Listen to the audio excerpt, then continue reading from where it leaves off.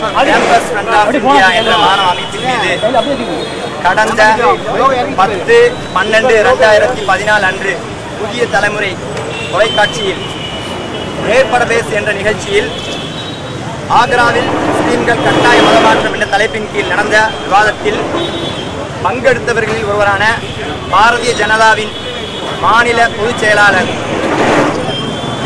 வானதி சீனிவாசன் பேசுகையில் campus front of India கேரளாவில் love ஜிஹாத் செய்கிறது, மாற்று மத இளம் பெண்களை காதலித்து மூளைச்சலவை செய்து மதம் மாற்றுகிறது என்று தப்பான குற்றச்சாட்டை வைத்திருக்கின்றார்கள்.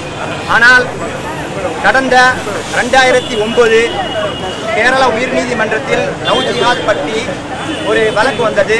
அவ்வழக்கில் கேம்பஸ் ஃப்ரண்ட் ஆஃப் இந்தியாவை இணைத்து அந்த வழக்கில் சேர்க்கப்பட்டது.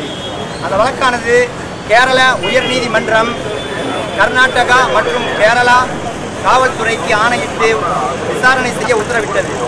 விசாரணையில் கேரளா மற்றும் கர்நாடகாவுடைய டிஐஜிக்கள் விசாரணை செய்தபோது கேரளாவின் டிஐஜியான ஜேக்கப் புன்னூஸ் விசாரணையில் லவ் ஜிஹாத் என்று எதுவும் கிடையாது, இது வெறும் புரளி, பொய்யான தகவல் என்று தன்னுடைய அறிக்கையை சமர்ப்பித்தார்.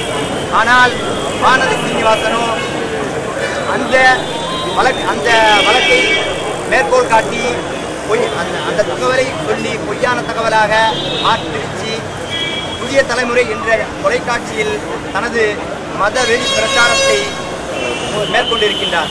கேம்பஸ் ஃப்ரண்ட் ஆஃப் இந்தியா என்பது தேசிய அளவில் செயல்படக்கூடிய ஜனநாயக அடிப்படையில் மதசார்பின்மையை பின்பற்றக்கூடிய ஒரு எழுச்சிமிகு மாணவ இயக்கம்.